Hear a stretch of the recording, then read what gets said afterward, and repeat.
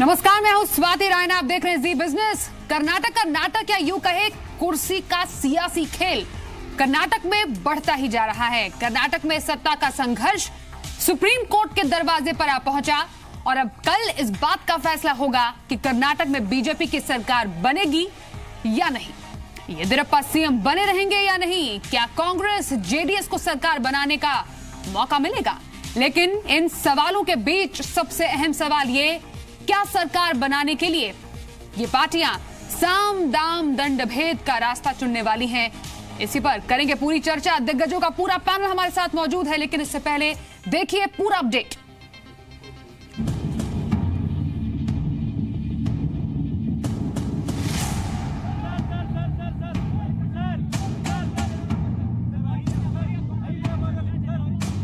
कर्नाटक का मुख्यमंत्री कौन बनेगा? कर्नाटक में किस पार्टी की सरकार रहेगी? ये वो सवाल है जिनके जवाब देश के हर नागरिक को चाहिए। लेकिन पल पल बदलते समीकरण से चीजें भी पल पल बदल रही हैं। हालांकि अब कर्नाटक का नाटक कल शाम 4 बजे खत्म होने की उम्मीद है। जी हां, सुप्रीम कोर्ट के दखल के बाद उम्मीद है कि कल ये फैसला हो जाएगा कि कर्नाटक में किसकी सरकार बनेगी और इसके लिए बीजेपी सरकार को कल शाम 4 बजे तक सदन में बहुमत साबित करना है। कर्नाटक विधानसभा चुनाव में किसी भी पार्टी को बहुमत नहीं मिला था, लेकिन भारतीय जनता पार्टी 104 सीटों के साथ सबसे बड़ी पार्टी बनी थी। लेकिन चुनाव के बाद कांग्रेस ने जेडीएस के साथ हाथ मिला लिया और साथ मिलकर सरकार बनाने का दावा पेश किया। कांग्रेस को 78 और जेडीएस को 37 सीटें मिली थी। लेकिन राज्यपाल ने बीएस येदियुरप्पा को सरकार बनाने का न्योता दिया और यहीं से सियासी ड्रामा शुरू हो गया। इसके बाद कांग्रेस और जेडीएस ने सुप्रीम कोर्ट का दरवाजा खटखटाया। सुप्रीम कोर्ट ने येदियुरप्पा के शपथ लेने पर रोक तो नहीं लगाई, लेकिन सुनवाई जारी रखने का फैसला किया। अब सुप्रीम कोर्ट ने कहा है कि येदियुरप्पा विधानसभा में शनिवार शाम 4 बजे तक अपना बहुमत साबित करें। सुप्रीम कोर्ट के आदेश के बाद मुख्यमंत्री बीएस येदियुरप्पा ने कहा है कि उन्हें 100% भरोसा है कि वो सदन में पूर्ण बहुमत साबित कर सकेंगे। Tomorrow I will call for assembly session and other procedures will follow. And I have got 100% confidence we are going to get full majority and we will prove the majority. वहीं कांग्रेस ने आरोप लगाया है कि बीजेपी ने उनके Anand Singh is abducted and kept in wrongful confinement by BJP people using ED and Income Tax Department. So this is what BJP people are doing. Shamelessly they are doing. हालांकि संविधान के जानकारों का कहना है कि सुप्रीम कोर्ट का फैसला सही है और सदन के पटल पर ही बहुमत साबित होना चाहिए। मुझे खुशी है कि सुप्रीम कोर्ट ने भी जो मूल सिद्धांत है उसको माना कि इसका निर्णय कि बहुमत किसके साथ है सदन के पटल पर ही होना चाहिए। प्रक्रिया है उसमें, उसके अनुसार राज्यपाल को पहले सदन की बैठक कन्वीन करनी होगी, उसके बाद अंतरिम प्रोटेम स्पीकर प्रोटेम की नियुक्ति करनी होगी और उसके बाद ही विश्वास प्रस्ताव आएगा। बीजेपी के सूत्रों की माने तो उनके पाले में कुछ 12 विधायक हैं। इनमें से 8 विधायक कांग्रेस के हैं, वहीं 2 जेडीएस और 2 अन्य विधायक भी इनके संपर्क में हैं। अगर कांग्रेस और जेडीएस के मिलकर 10 विधायक अनुपस्थित रहते हैं तो बहुमत का आंकड़ा 106 हो जाएगा। इसमें अगर 2 अन्य और बीजेपी के 104 जोड़ दें तो बीजेपी बहुमत साबित करने में सफल हो जाएगी। बहुमत साबित करने के लिए 221 विधानसभा सीटों में से 111 सीटें होनी जरूरी हैं। वहीं कांग्रेस का दावा बीजेपी से बिल्कुल अलग है। पार्टी का कहना है कि उनका सिर्फ एक विधायक गायब है। जेडीएस का दावा है कि उनके सभी विधायक पार्टी के साथ हैं। दोनों निर्दलीय विधायकों को भी कांग्रेस बीजेपी दोनों ही के साथ देखा गया है। अगर कांग्रेस और जेडीएस के दावे को सच माने और ये भी मान लें कि अभी तक निर्दलीय विधायकों ने ये तय नहीं किया है कि उन्हें किधर जाना है, तो बीजेपी के बहुमत साबित करने का सपना खटाई में पड़ सकता है। कल शाम 4 बजे बहुमत साबित करने से पहले आज प्रोटेम स्पीकर का चुनाव हो गया है। बीजेपी के विधायक केजी बोपैया को प्रोटेम स्पीकर चुना गया है। अब स्पीकर तय करेंगे कि सदन के अंदर मतदान से फैसला हो या फिर किसी दूसरे तरीके से। हालांकि देर शाम बोपैया की नियुक्ति को लेकर भी हाई वोल्टेज ड्रामा शुरू हो गया। प्रोटेम स्पीकर केजी बोपैया के खिलाफ कांग्रेस जेडीएस सुप्रीम कोर्ट पहुंच गए। बोपैया की नियुक्ति पर राज्यपाल के फैसले को चुनौती दी गई है। राज्यपाल वाजूभाई वाला ने तीसरी बार फिर संविधान का एनकाउंटर आज कर डाला, जब उन्होंने तीसरी बार चुनकर आए विधायक केजी बोपैया जी को प्रोटर्म स्पीकर नियुक्त कर दिया। इधर बीजेपी भी अपने विधायकों से तालमेल बनाने में जुटी है। मुख्यमंत्री येदियुरप्पा भी बीजेपी के विधायकों की बैठक ले रहे हैं, जबकि कांग्रेस के पूर्व मुख्यमंत्री सिद्धारमैया भी अपने विधायकों से मिले। यानी कुल मिलाकर कर्नाटक की सत्ता के समीकरण पल पल बदल रहे हैं। अब कौन सी पार्टी सरकार बनाने में कल कामयाब होती है, इसका खुलासा तो कल ही हो पाएगा। ब्यूरो रिपोर्ट, जी मीडिया। तो शनिवार शाम 4 बजे इस कर्नाटक के नाटक का क्लाइमैक्स हमें देखने को मिलेगा। क्या बीजेपी फ्लोर टेस्ट पास करेगी या फिर कर्नाटक में सत्ता बदलेगी और सिर्फ 3 दिन के मुख्यमंत्री बनकर रह जाएंगे येदियुरप्पा और कांग्रेस और जेडीएस का अलायंस यहां पर सरकार बनाने में सफल हो पाएगा। कुछ ही समय का अंतर बाकी है और एक्शन हमें पूरी तरह साफ नजर आ जाएगा। हमारे साथ जो एक बड़ा पैनल मौजूद है, सबसे पहले परिचय करा दें।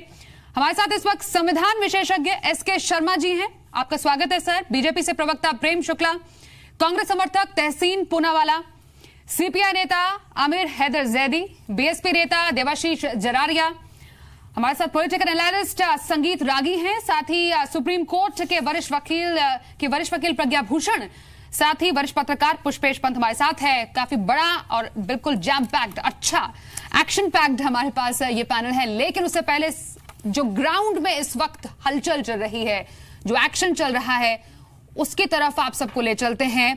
एक तो बेंगलुरु, जहां पर विधान सौदा के सामने हमारे जो सहयोगी वो हैं, हमारे साथ जयपाल वहां से हैं, और साथ ही हैदराबाद, जहां पर तमाम जितने भी विधायक हैं कांग्रेस और जेडीएस के, वहां पर उनको रखा गया एक रिजॉर्ट में कि कहीं इधर उधर ना हो जाए। वहां पर सबसे पहले अपडेट लेते हैं। सबसे पहले बेंगलुरु से बात करते हैं हमारे सहयोगी जयपाल से। जयपाल, बहुत कम समय बाकी है अब, जब यहां पर सदन के पटल पर बहुमत साबित करना है बीजेपी को। फिलहाल आज की रात काफी महत्वपूर्ण, क्या इस वक्त हलचल आपको वहां पर नजर आ रही?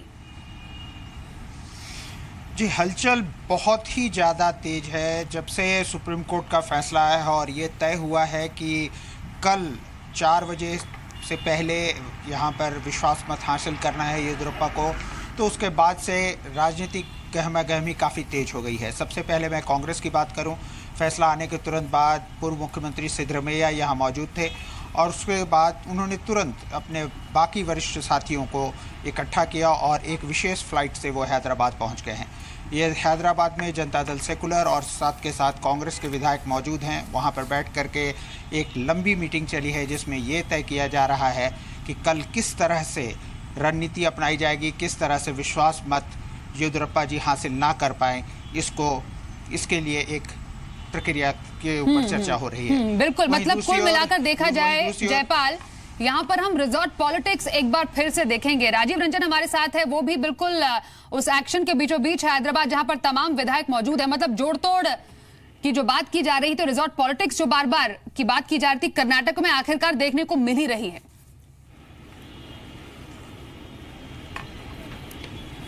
जी बिल्कुल।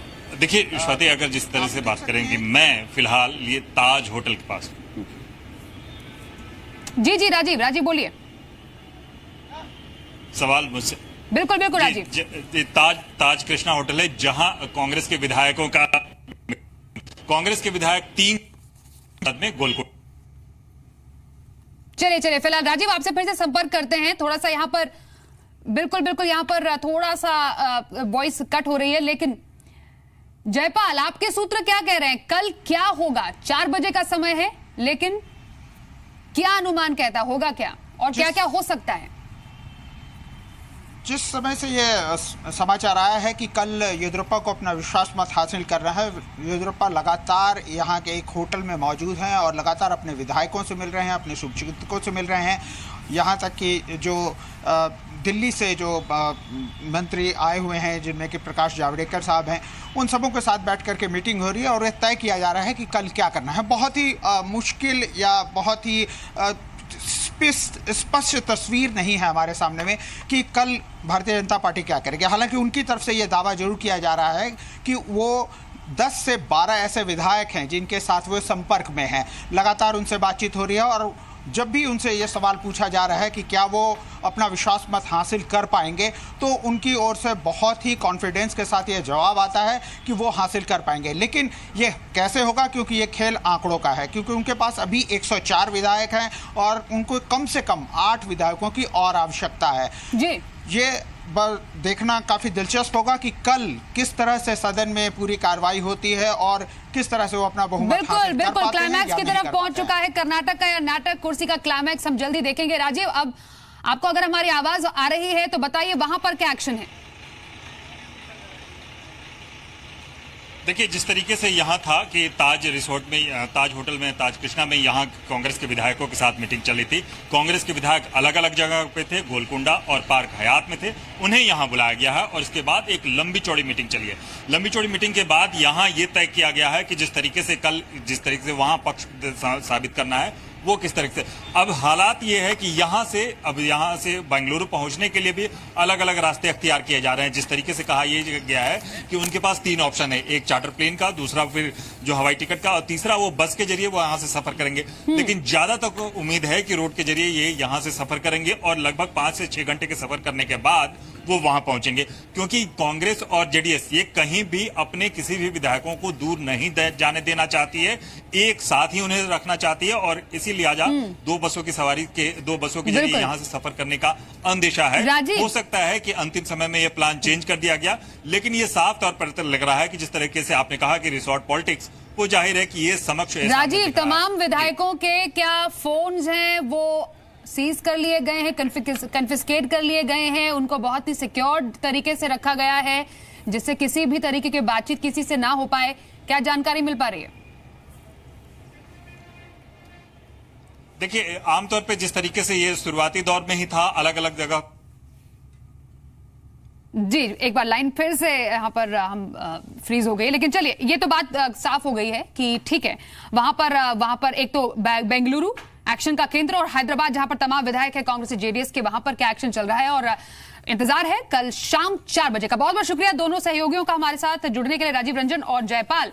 लेकिन आज जो एक और हंगामा हुआ या कह सकते हैं ड्रामा हुआ, वो ये हुआ, कांग्रेस ने सवाल उठा दिए प्रोटेम स्पीकर की नियुक्ति पर। आखिरकार प्रोटेम स्पीकर केजी बोपैया को क्यों चुना गया, इस पर भी सुप्रीम कोर्ट के दरवाजे पर अब कांग्रेस खटखटा रही है कि हमें इस पर भी आपत्ति है। हमारे साथ संविधान विशेषज्ञ एसके शर्मा जी हैं, उन्हीं से जान लेते हैं। शर्मा जी, जिस तरीके से कर्नाटक में प्रोटेम स्पीकर की नियुक्ति की गई है, क्या आपको लगता है उसमें कुछ गड़बड़ है? देखिए, अगर आप संविधान के प्रावधानों के हिसाब से चलें तो इसमें कोई गड़बड़ नहीं है। संविधान में यह लिखा हुआ है। प्लीज तहसीन, हंसने की क्या बात है? ये हंसने की बात नहीं है। संविधान में यह लिखा हुआ है कि बहुत सीनियर है, let's have some courtesy. Governor उनको ओथ दिलाएंगे या किसी विधायक को अधिकृत कर देंगे कि आप ओथ दिला दीजिए। मैं आपको प्रैक्टिकल बताता हूं, विधानसभा के सचिव के नाते हम एक लिस्ट बनाते हैं 4-5 आदमियों की और दे देते हैं गवर्नमेंट को कि ये 4-5 एमएलए जो हैं वो सीनियर हैं। उसमें से सरकार 1-2 का नाम रिकमेंड कर देती है कि इसको बना दिया जाए और गवर्नर दस्तखत कर देते हैं, वो बन जाते हैं, क्योंकि किसी भी विधायक को बनाना है। फिर भी वो प्रक्रिया तो यही चलती है कि he does it on the recommendation of the council of ministers. Council of minister उन नामों में से सजेस्ट करती है जो 4-5 सीनियर नाम हम देते हैं। ये कहीं नहीं लिखा हुआ कि सीनियर मोस्ट आदमी ही बनेगा। सीनियर मोस्ट आदमी अगर बनना ही नहीं चाहता, सीनियर मोस्ट आदमी अगर इनकैपेसिटेटेड है, तो फिर वो दूसरा या तीसरा या चौथा बना देते हैं। तो इसमें तो जब कॉन्स्टिट्यूशनल प्रोविजन से ही तो चलेंगे आप। उसमें कहीं लिखा नहीं हुआ कि आप सिर्फ सीनियर मोस्ट को ही बनाइए और तीसरे को क्यों बना दिया। Okay, this is constitutional provision. ठीक है। नहीं, तहसीन आपके पास नहीं, आप तहसीन आपके पास नहीं आऊंगी। तहसीन सबसे पहले थोड़ा सा एक कंडक्ट होता है डिबेट का वो हमें देखना पड़ेगा जरूरी। जब कोई सीनियर नहीं, वो तो आपकी पार्टी को बेटर पता है ना, आपकी पार्टी को बेटर पता है। तो प्लीज जो डिबेट है, नहीं अभी आपके पास नहीं आऊंगी मैं, नहीं मुझे भी आपका लेक्चर नहीं सुनना है, मैं आपके पास अभी आ भी नहीं रही हूँ। मैं यहाँ पर मैं यहाँ पर प्रज्ञा भूषण आपके पास में आ रही हूँ। मैं आपसे ये जानना चाहती हूँ, क्या चुनावी फैसले अब क्या सुप्रीम कोर्ट में ही तय होंगे, जैसा कि हमने पूरा इस स्पेशली कर्नाटक का विधानसभा चुनाव में देखा है? देखिए, अभी 3 या 4 दिन का जो सारा ब्यौरा दिख रहा है कर्नाटक का, वो देख के तो ऐसा ही लग रहा है जैसे कि जो कांग्रेस की ड्राउनिंग शिप है और इनका जो पॉलिटिकल टग ऑफ वॉर चल रहा है, इन्होंने सुप्रीम कोर्ट को अपना एंकर बना लिया है कि क्लास मॉनिटर की तरह दौड़े दौड़े सुप्रीम कोर्ट चले जाते हैं, जबकि इन्हें भी मालूम है, इनके जो लॉयर्स हैं, पुराने लॉयर्स हैं, और उन सबको मालूम है कि संविधान में गवर्नर के क्या राइट्स हैं, और गवर्नर के राइट्स में कभी भी जुडिशियरी जो है एग्जीक्यूटिव राइट्स में इंटरफेयर नहीं करती है। पुराने 9 जज बेंच जजमेंट्स ऑलरेडी आ चुके हैं इन सब इश्यूज पे, और गवर्नर का जो पावर है वो डिस्क्रिशनरी पावर ऑलरेडी डिसाइड हो चुका है। उसके बाद भी ये 3 जज बेंच के पास रात को 1:30 बजे जाते हैं, 4 घंटे सुनवाई करते हैं। इन्हें मालूम है कि जो फ्लोर टेस्ट है वो सदन के पटल पे ही होगा, पर उसके बाद भी ये सारा ड्रामा चल रहा है। क्यों चल रहा है समझ नहीं आ रहा है। एज इफ इन्होंने सुप्रीम कोर्ट को तो अपने घर का बना लिया है और अपना पॉलिटिकल जो पूरा स्टेज है इन्होंने सुप्रीम कोर्ट में क्रिएट कर लिया है, कर्नाटका में क्रिएट करने की बजाय। ठीक है, तहसीन, आप बताइए आपको हंसी किस बात? मैं एक मिनट एक शब्द ऐड कर दूं प्लीज। अभी 2-2.5 घंटे 2-2.5 साल पहले दिल्ली में इलेक्शन हुए, 2015 की बात है शायद, तो सबसे वरिष्ठ मेंबर थे जगदीश मुखी। सचिवालय ने उनका नाम लिख के बताया, सरकार के थ्रू गवर्नर के पास गया। जगदीश मुखी साहब ने अपने कारण होंगे, उन्होंने कह दिया भाई मैं बनना ही नहीं चाहता, फाइल फिर वापस आ गई। फिर हमने भेजा भाई इसके बाद में ये 3 नाम हो रहे हैं। फिर वो काउंसिल ऑफ मिनिस्टर ने दूसरा नाम भेजा कि अब ये नहीं है तो ये बना दो, तो नेक्स्ट वाले बन गए। तो जब कॉन्स्टिट्यूशन का प्रोविजन ही इस पे साइलेंट है कि आप जिस मर्जी मेंबर को बना दें, और जहां तक पॉसिबल हो वो वरिष्ठ मेंबर होना चाहिए, सीनियर मोस्ट होना चाहिए। ठीक है, तो कांग्रेस ने एक हैबिट बना दी ना। अब कल गए, मिडनाइट ड्रामा हुआ, सुप्रीम कोर्ट ने आपके पक्ष में दिया, अब आप फिर प्रोटेम स्पीकर को लेकर आप फिर से सुप्रीम कोर्ट पहुंच गए। प्लीज अंडरस्टैंड वन थिंग, सबसे पहली चीज जो आपकी कांग्रेस का ओके ये सवाल तहसीन से है, ये सवाल तहसीन से। ओके प्रज्ञा, मैं आपके पास फिर से आऊंगी। ओके, मोशन पास कर लेंगे। ओके प्रज्ञा, ठीक है। तहसीन, थैंक यू। पिछले करीबन 2 हफ्ते से मैं आपके चैनल पर करीबन रोज आ रहा हूं।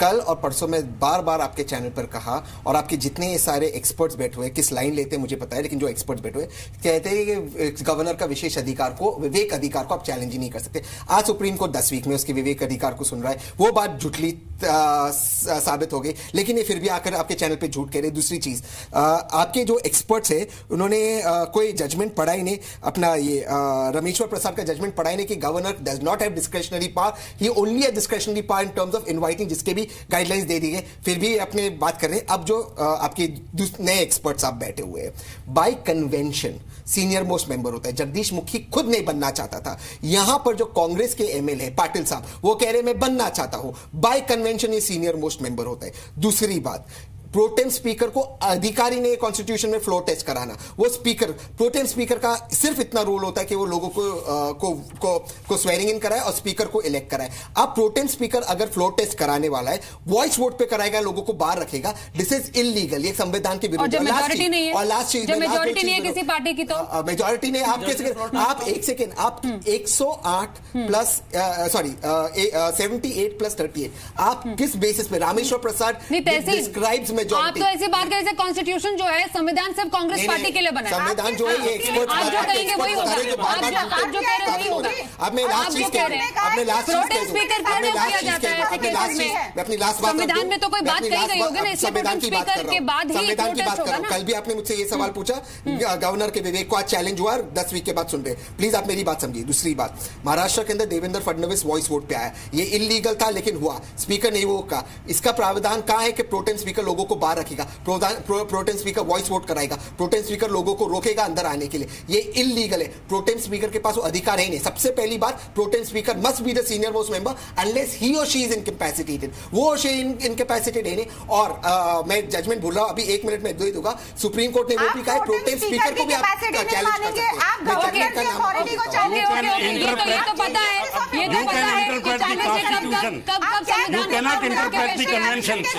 आप मानते हैं किसको? आप ये तो बताइए। नाबाम रेबिया में सुप्रीम कोर्ट ने कहा है आप प्रोटेम स्पीकर को भी चैलेंज कर सकते हैं। आपको नहीं पता, आपको सिर्फ बीजेपी की लाइन नहीं बोल दीजिए। ठीक है, तहसीन आप ही को सब पता है ना, आपको संविधान में पता है, आपको कानून में पता है, आपको सब पता है। रामेश्वर प्रसाद कह रहा हूं, मैं आपको बता रहा हूं, कल जो मैंने कहा वो सच निकला, 100% सच निकला। फिर बार बार सुप्रीम कोर्ट के दरवाजे पे पहुंच जाते हैं। सुप्रीम कोर्ट में चीफ जस्टिस पे उन्होंने सुप्रीम कोर्ट में आप और जो मैंने कल कहा वो सब सच हुआ है। ये पैनलिस्ट थे और कह रहे थे गवर्नर के विवेक को चैलेंज नहीं हो सकता। ठीक है, आप पहुंच गए ना, हो गया ना, गोवा में पहुंच गए ना, सिन्हा के पास पहुंच गए ना, गवर्नर के पास फिर से गवर्नर के पास ही पहुंच गए ना फिर से गोवा में। कैसे पहुंचे गवर्नर? गोवा चले गए ना कि हमें सरकार, ठीक है ना, तो आप कह रहे हैं ना, आप उनके पावर पे भी सवाल उठाते हैं, आप उनके पावर पे भी सवाल उठाते हैं। आप कैसी बात, मुझे पता है, ठीक है देवाशीष, आपकी लॉयल्टी किसकी तरफ जा रही है मुझे पहले समझ आ गया था। देवाशीष आपकी पार्टी की लॉयल्टी किस तरफ जा रही है मुझे कल समझ आ गया था। ओके प्रेम शुक्ला, ठीक है, वो तो लग नहीं रहा है। बाकी गेस्ट प्रेम शुक्ला जी, 4 बजे का समय शनिवार, ठीक है, सुप्रीम कोर्ट ने एक बड़ा जजमेंट दिया है। अब मुझे बताइए नंबर हासिल कैसे करेंगे?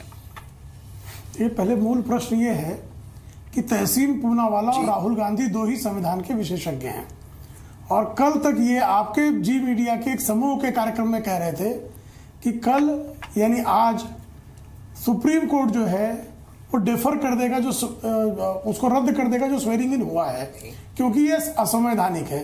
आज दोनों प्लीज इस तरह से कांग्रेस की खारिज हुई, वो सिद्ध हो गया कि इनका संविधान का ज्ञान शून्य है। अब दूसरा, इन्होंने प्रोटेम स्पीकर पर भाषण दिया।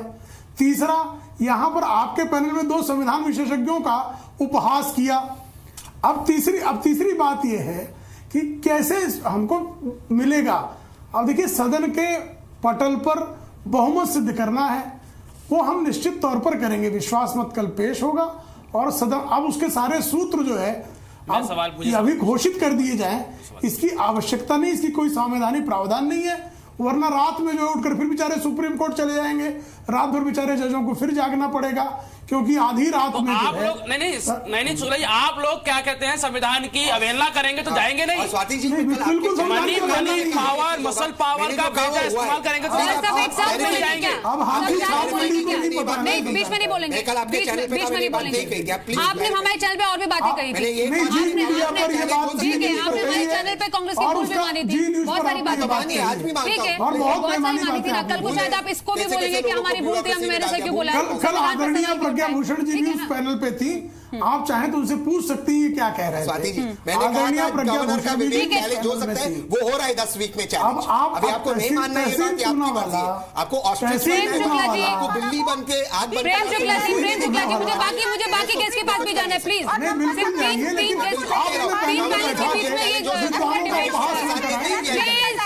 आज भी हो रहा है, 10 वीक के बाद हो रहा है चैलेंज। कहीं को आप गलत बात कह रहे हो चैलेंज के ऊपर, बिल्कुल हो सकता है गवर्नर का विवेक चैलेंज। सुप्रीम कोर्ट ने नंबर्स मांगे और मैंने यही कहा था कि ये सुप्रीम कोर्ट ने मांगे नंबर्स। आप क्यों नहीं बता रहे कि मुकुल रोहतगी ने क्या कहा? मैं नंबर्स कहां से लाऊं?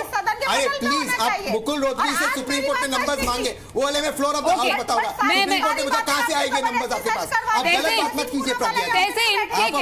ठीक है, आप सही बात कर रहे हैं ना, रुक जाइए। अब मैं पुष्पेश पंजी, वरिष्ठ पत्रकार है, उनके पास जाऊंगी। ठीक है, अब यहाँ पर जितना पूरा अब तक डिस्कशन सामने आया है पुष्पेश जी, सामने यही शायद कांग्रेस भूल जाती है, अपना इतिहास पलटकर देखते नहीं है। संविधान पर सवाल उठाना, यहाँ पर राज्यपाल के विवेक पर सवाल उठाना, लेकिन हाँ, अपने पिछले जो जितने भी इतिहास है उसको भूल जाती है। शायद आप इसके बारे में और रोशनी डाल पाए। वर्तमान बदल जाएगा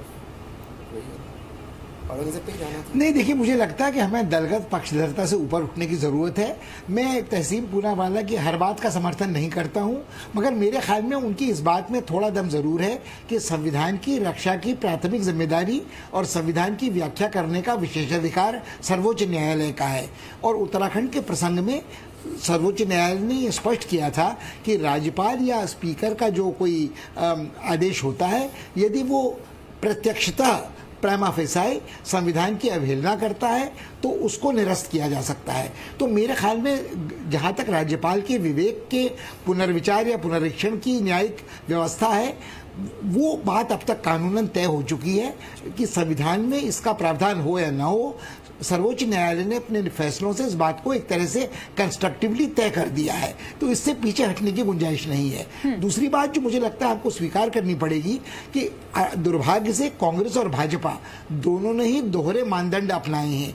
अपने अपनी मौका परस्ती से सत्ता हथियाने के लिए अपने अपने नियुक्त राज्यपालों ने या विधि मंत्रियों ने ऐसी सलाह दी है कि जो काउंसिल ऑफ मिनिस्टर्स की बात शर्मा जी कर रहे थे बिल्कुल अपनी जगह पर उचित है, मगर क्या अगर राज्यपाल अपने विवेक का दुरुपयोग करता है तो वो कांग्रेस के काल में किया गया या भाजपा के काल में किया गया, इसमें अंतर नहीं है। ये दोहरे मानदंडों के कारण कर्नाटक की ये स्थिति हुई है कि राज्यपाल के विवेक पर सवाल इसलिए उठाया जा रहा है कि अन्यत्र राज्यपालों ने दलगत पक्षधरता का निर्वाह किया है। मतलब ये हम कर्नाटक की बात कर रहे हैं, क्या इसमें हम गोवा, मणिपुर, मेघालय, इन तमाम राज्यों की भी बात कर रहे हैं? क्योंकि इन तमाम जगहों पर चाहे बीजेपी हो चाहे कांग्रेस हो, उन दोनों ने ऐसे ही बातों पर सवाल उठाए थे, इसी विवेक पर सवाल उठाए थे।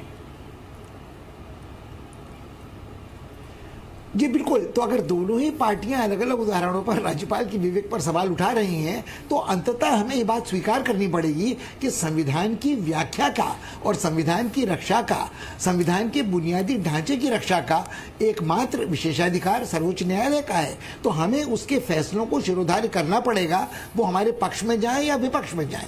कोई पीठ हमारे पक्ष में हो या दूसरी पीठ उसके विपरीत निर्णय देती हो। पुष्पेश जी, एक छोटा सा, लेजिस्लेचर में ये परंपरा है कि अगर मुख्यमंत्री को स्पीकर से मिलना है तो मुख्यमंत्री स्पीकर के पास जाते हैं, वाइस वर्सा नहीं होता है। अब अगर कुछ लेजिस्लेचर्स में वाइस वर्सा होता है कि स्पीकर भागे हुए चले जाते हैं मुख्यमंत्री से मिलने, दिस इज ए कन्वेंशन। आप इसको अदालतों के थ्रू कैसे इंप्लीमेंट कराएंगे? ये कोई संविधान का प्रोविजन थोड़ा है। मुझे इस पे जवाब देने दीजिए। देखिए, कन्वेंशन जहां पर ग्रे एरियाज होते हैं कॉन्स्टिट्यूशन के, वहां कन्वेंशन भी रूल की तरह फॉलो हो सकते हैं, और ऐसा हमने कई जजमेंट में देखा है। ठीक है, तो कहने वाली बात यह कि कोई भी मुझे आप इतिहास में बता दिए, भारतीय इतिहास में, कि प्रोटम स्पीकर को क्योंकि सीनियर मोस्ट होता है बाई कन्वेंशन, और कभी इसको चेंज नहीं किया गया है जब तक खुद व्यक्ति नहीं चाहे, कभी नहीं हुआ। आज आपने प्रोटम स्पीकर अपनी मर्जी का बनाया है। अब अभी यहाँ पर संविधान विशेषज्ञ के सवाल पूछ रहे थे कि आप अदालत क्यों चले जाते हैं, अब अदालत दरवाजे क्यों नहीं खटखटाते हैं, क्यों खटखटाते हैं? अब रात को आज ऐसा हुआ है, कोई सुनवाई है? जो मनमर्जी में आया वो चल रहा है। मेरा स्पीकर मेरी सरकार, बस एक स्लोगन है। सुप्रीम कोर्ट चले गए ना, सुप्रीम कोर्ट वो जाना अधिकार है। उस पे आप बोलेंगे कि आप बार बार कोर्ट का दरवाजा खटखटा देते हैं। सुप्रीम कोर्ट ने कांग्रेस जेडीएस के लिए ये बहुत बड़ा एक नहीं कांग्रेस जेडीएस के कर्तव्य है, ये कर्तव्य है, लोकतंत्र की खूबसूरती है ये। हम जब बोलते हैं कि लोकतंत्र की हत्या हो रही है,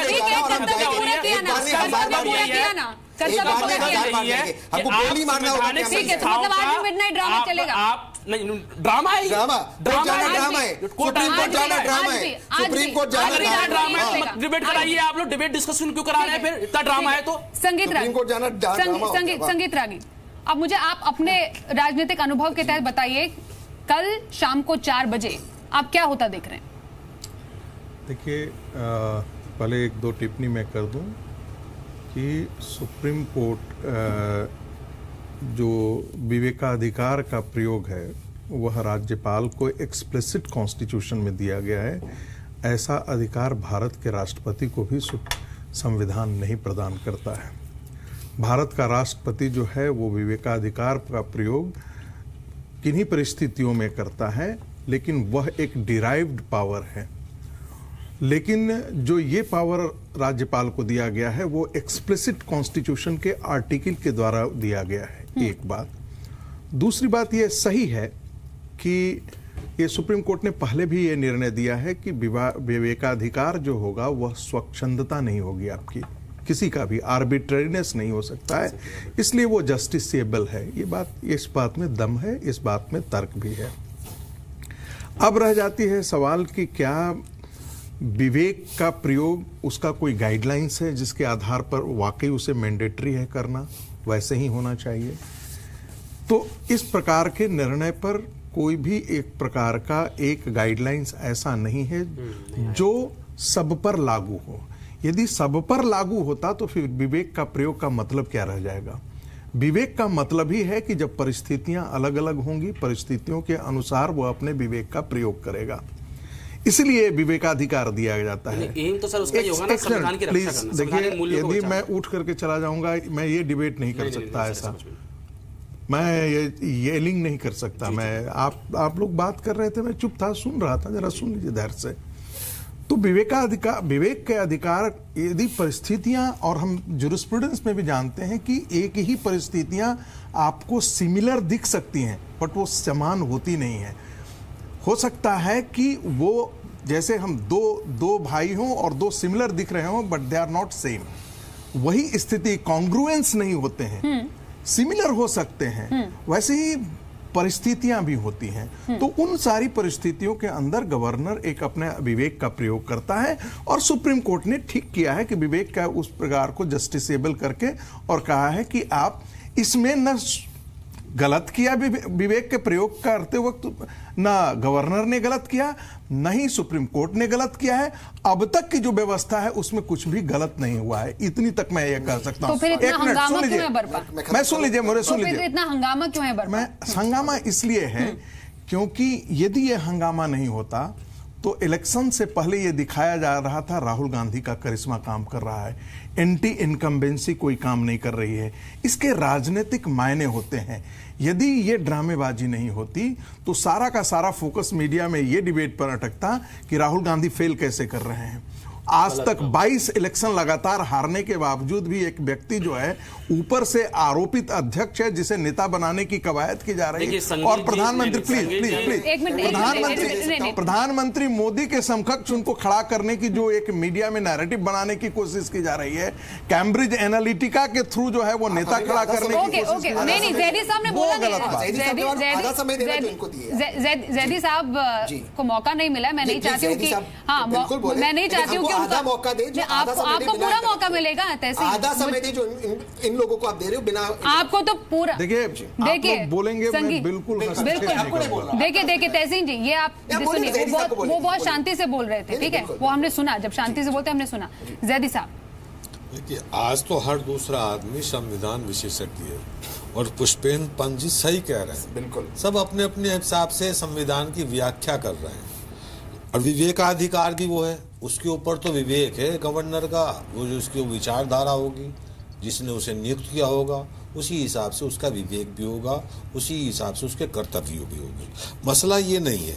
मैं तो आज ये सोच रहा हूँ कि बिकने वाला भी नैतिकता की बात कर रहा है, संविधान की बात कर रहा है, खरीदने वाला भी संविधान की बात कर रहा है। राजनीति का इससे गंदा चेहरा मैंने नहीं देखा, और ये सारे दलों को सोचना चाहिए कि ये क्या है भाई, कि राजनीति के अंदर कोई विचारधारा ही नहीं है। जब आदमी जर्सी त्याग लेता है तो देश की जनता को भी सोचना चाहिए कि हमने जिन्हें चुना है वो कब बिक जाएं, किस विचारधारा में बिक जाएं, किस स्थिति में बिक जाएं, ये समझने के लिए पूरे देश को, मैं आज किसी की वकालत करने के लिए नहीं बैठा हूं। कर्नाटक की घटना से ऐसा लगता है, कहना चाहिए कि देश के जो राजनीतिक दल हैं उन्हें सोचना चाहिए कि उनके यहाँ किस तरह के लोग हैं, विचार विहीन लोग हैं, जरा सा लालच दे दिया जाए तो वो बिकने के लिए तैयार है और खरीदार भी हैं। और दोनों नैतिक हैं। ये दर्द एक पार्टी के लिए कि दोनों पार्टियों के लिए? दोनों नैतिक है। मैं तो बताया ना, दोनों नैतिकता की दुआएं दे रहे हैं, दोनों संविधान की दुआएं दे रहे हैं, दोनों संविधान का उच्चारण कर रहे हैं। मैं तो सुप्रीम कोर्ट से एक अपील करूंगा कर्नाटक के मसले में, संविधान का ये तो राजनीति का गिनौना चेहरा तो देख लिया, लेकिन संविधान अगर सुप्रीम कोर्ट इसे बचाना चाहता है लोकतंत्र को, तो वहां एक रिसीवर और नियुक्त कर दे, वरना जो कभी उत्तर प्रदेश की लोक विधानसभा में आपने देखा था ना, वो चेहरा नजर ना।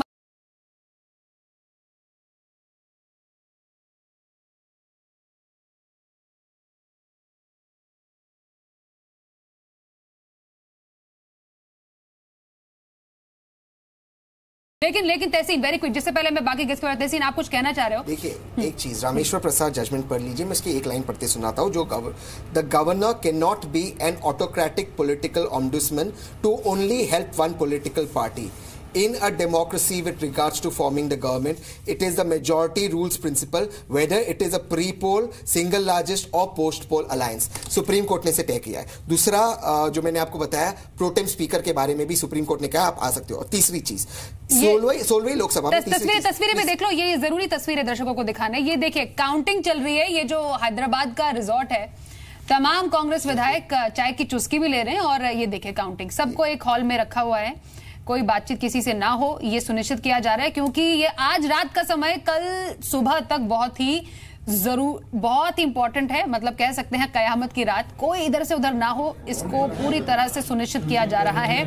जेडीएस, कांग्रेस, कोई भी पाला ना बदले, वो उसको लेकर ये एक पूरा प्लान तैयार कर लिया गया है. आपको समझा दो, काउंटिंग में प्रैक्टिस हो रहा है किस तरह से कल वोटिंग होगी उसके लिए.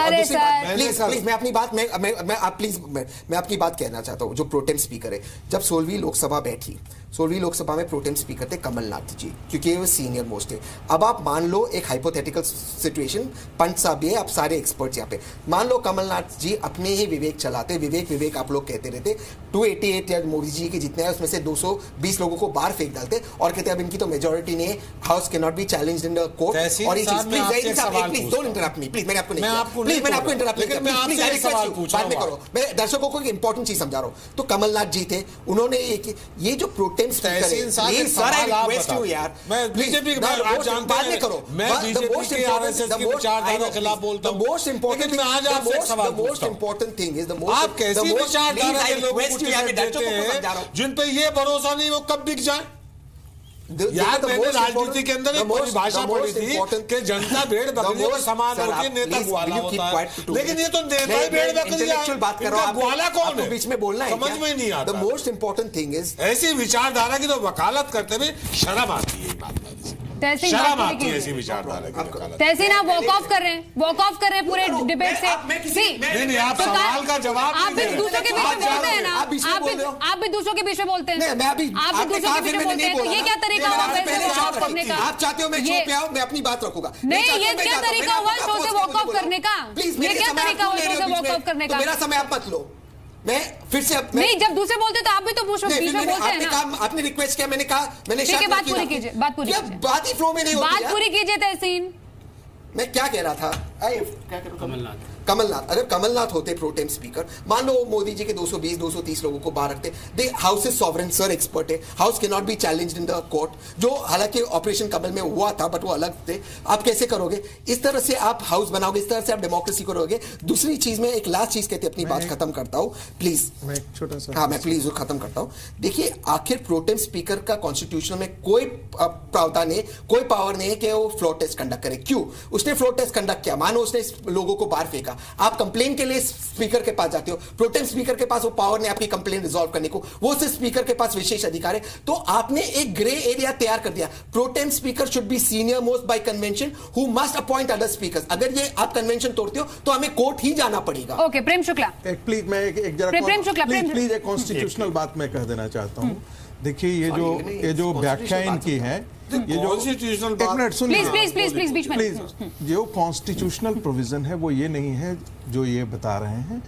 यदि स्पीकर ने, आज के दिन में वो स्थिति नहीं रही, स्पीकर के जजमेंट जैसे प्रिमा फेसाई यदि गलत दिखता है तो that is also justiciable in the court. ऐसा नहीं है कि उसके डिसीजन को गलत नहीं हुआ, क्योंकि इस पर एक जजमेंट आ चुका है कि स्पीकर का जो जजमेंट है वो स्पीकर इज लेजिस्लेचर, और लेजिस्लेचर जो है यदि कोई ऐसा जुडिशियल प्रोनाउंसमेंट जैसा काम करती है तो वो ट्रिब्यूनल हो जाता है, और ट्रिब्यूनल का जो डिसीजन होता है वो हमेशा जस्टिसेबल होता है. तो स्पीकर का जजमेंट भी जो होगा इस प्रकार का चीजें वो जस्टिसेबल है कोर्ट में यदि प्रिमा फेसाई यदि मतलब कुल मिलाकर आजादी के 70 साल बाद भी नेताओं को भी संविधान समझने के लिए संविधान समझने के दिमाग लगाना पड़ रहा है. प्रेम शुक्ला जी, प्रेम शुक्ला जी. देखिए ऐसा है स्वाति जी, ऐसे तो संविधान की मैं कल तक संविधानुकूल व्याख्या सुन रहा था, आज संविधान की मैं कॉमिक व्याख्या सुन रहा हूं.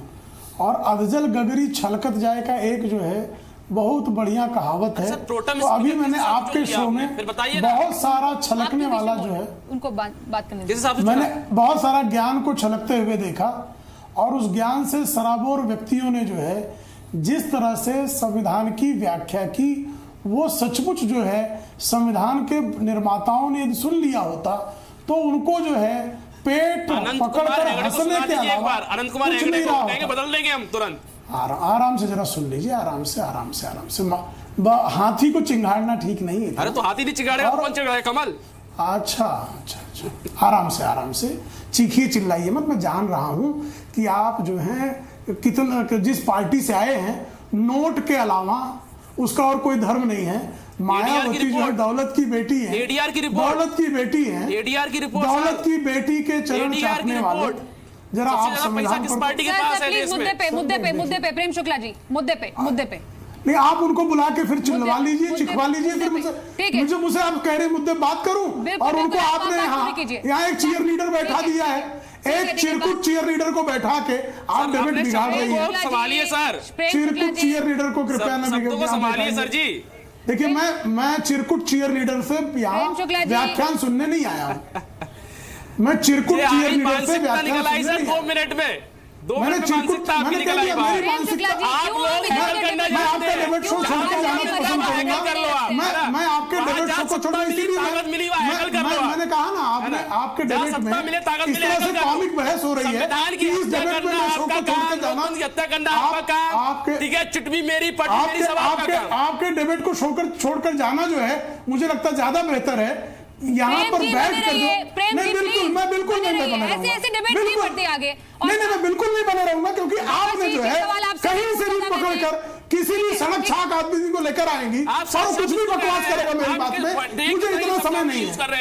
एक सड़क छाप आदमी को ले आएंगी और कुछ भी बकवास करेगा, मैं ये सुनने के लिए मैं बिल्कुल तैयार। प्रेम शुक्ला जी, ये बिल्कुल गलत बात है। प्रेम शुक्ला, क्षमा करें, मैं आपके डिबेट में नहीं बैठ सकता। प्रेम शुक्ला, बिल्कुल मैं नहीं बैठ सकता। प्रेम शुक्ला जी, अगर आपको अपनी बात पूरी करनी है, आपको अभी पूरी करनी पड़ेगी।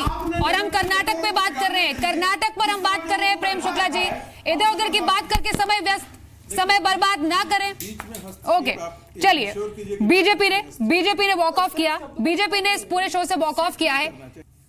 तो खबर तो यही है कि प्रोटेम स्पीकर की नियुक्ति के खिलाफ अब कांग्रेस सुप्रीम कोर्ट पहुंची, वहां पर अर्जी दाखिल की और फिलहाल अपडेट यही है। लेकिन सबसे महत्वपूर्ण दिन अब कल शाम 4 बजे का है, जब बीजेपी को अपना बहुमत साबित करना है।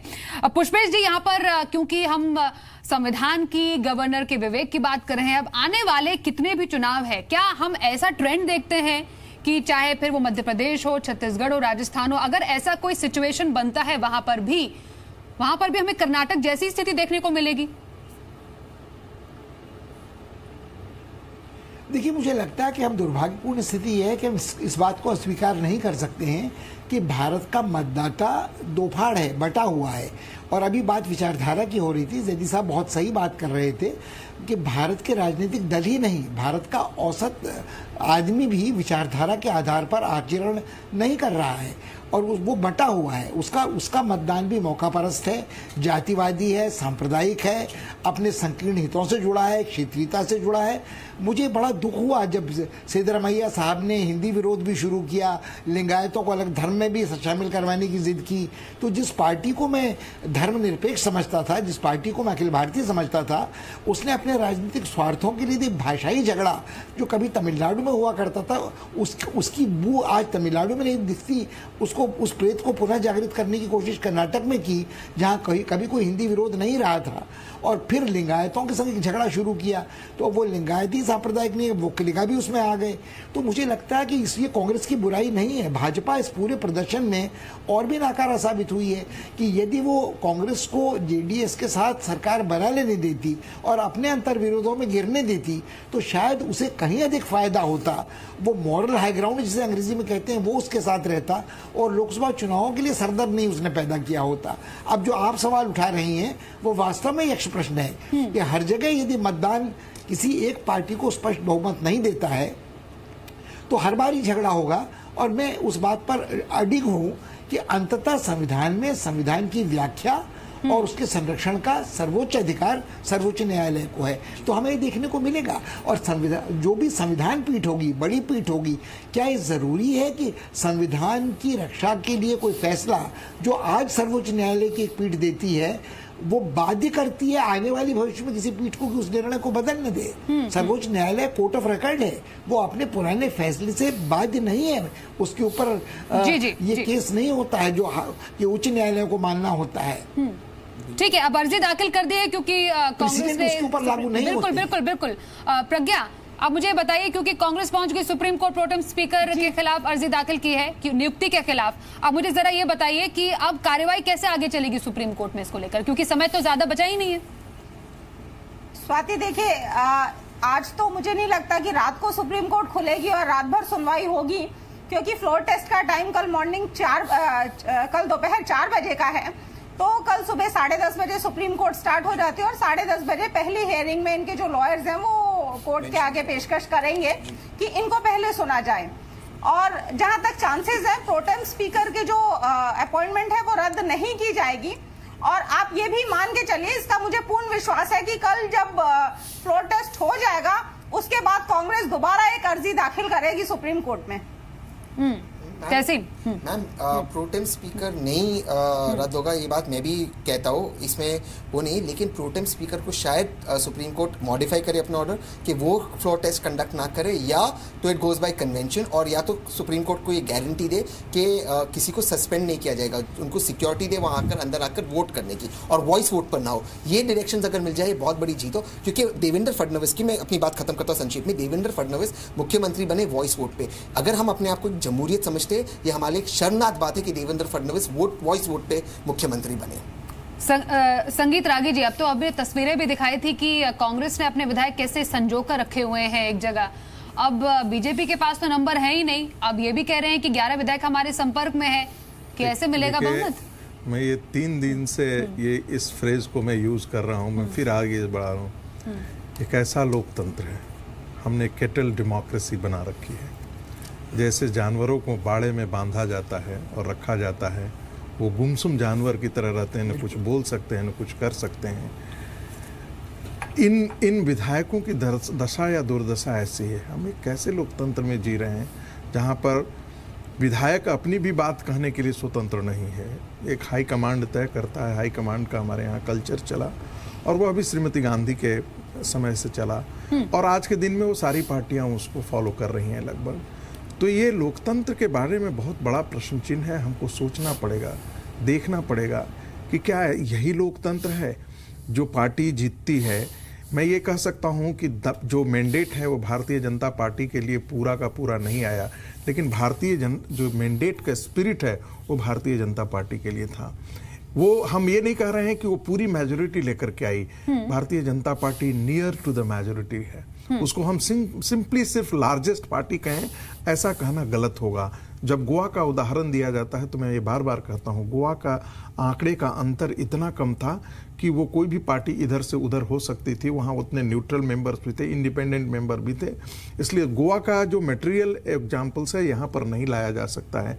जेडीएस का जितना सीट जीत करके आया है मूलतः कांग्रेस के खिलाफ जीत करके आया है। आपको लगता है कि ये विधायक को संजो के जो रखा गया है, मतलब कोई जो विधायक हैं वो टूटेंगे कांग्रेस या जेडीएस से, और वो वाकई या कुछ फॉर्मूला ऐसा सेट होगा कि एब्सटेन कर लिया कुछ विधायकों ने? मैं आपको एक एडमंड वर्क की एक बात कह रहा हूं कि जब कुछ इस प्रकार का क्राइसिस हो तो हो सकता है, मैं ये नहीं कह रहा हूं, ये हास्यास्पद बातें आपको लग सकती हैं, लेकिन कांग्रेस के अंदर भी और वो भारतीय जनता पार्टी के अंदर भी हो सकता है, मैं किसी भी पॉलिटिकल पार्टी के अंदर हो सकता है। कांग्रेस के अंदर पॉलिटिकल नहीं, सोशल कंट्राडिक्शंस इतने हैं कि कुछ ऐसे विधायक हो सकते हैं जो किसी भी हालत पर, और जो ये पब्लिक स्पेस में ये डिबेट था, जो किसी भी हालत में कुमारस्वामी को वोट करने के लिए तैयार नहीं थे। पहले भी उनकी मंशा उन्होंने पूरी तरफ से जाहिर, और इसका नेतृत्व और कोई और नहीं, सीतारमैया ही कर रहे थे कि किसी भी हालत में कुमारस्वामी को नहीं सत्ता जानी चाहिए। कुल मिलाकर साम दाम कहीं ऐसा नहीं हो कि कुमारस्वामी, ये सीतारमैया ही इस खेल के नायक हो। दंड भेद का इस्तेमाल तो राजनीति में मेरा ये आकलन है, मैं गलत भी हो सकता हूं।